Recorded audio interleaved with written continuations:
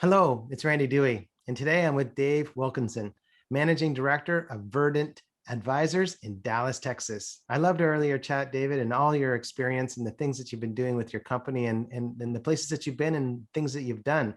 Our audience loves to hear stories of how great leaders handled unexpected crises. And so tell me, explain a time when you experienced an unexpected crisis as a C-suite executive, and how did you leverage that for opportunity for growth?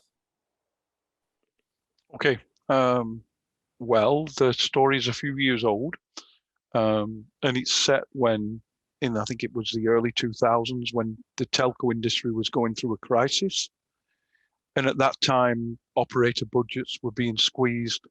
Even if you had existing commitments, those order sizes were reduced, payments were delayed.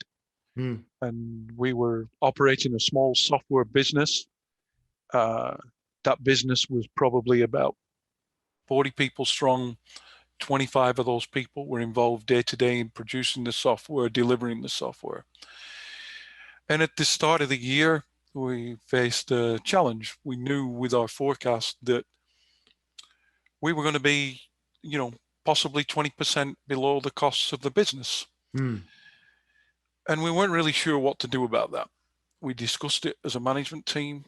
We kind of said to ourselves, look, let's share this problem with our company, and let's talk about how they want to solve it.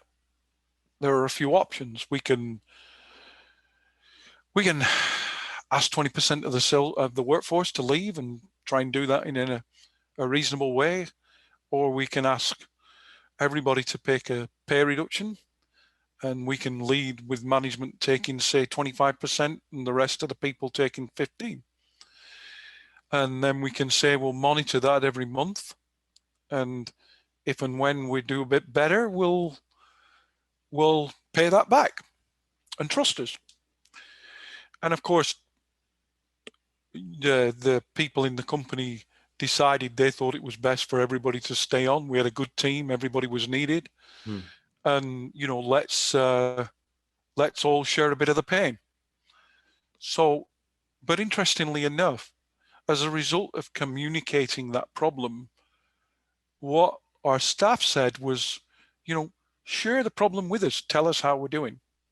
So initially we started talking on a weekly basis about what customer orders were expected, what product deliveries were needed, what issues were causing us problems in the company, with everybody in the company. And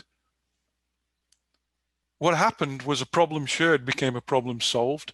So people began to take ownership with trying to deliver the software a week early so we could invoice a week early, trying to get the right payment terms from the customer so we could manage the cash flow, trying to get a better deal with our supplier so that we could get a few more computer software servers to work on. And as everybody took ownership and we communicated this weekly, what actually happened over time is this became part of the company's DNA.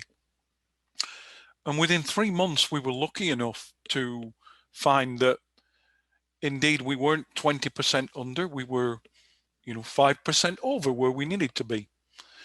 And people felt very positive about that. We didn't change anything because we were still close to the edge of losing money. Mm-hmm. But what we decided to do was keep communicating to people.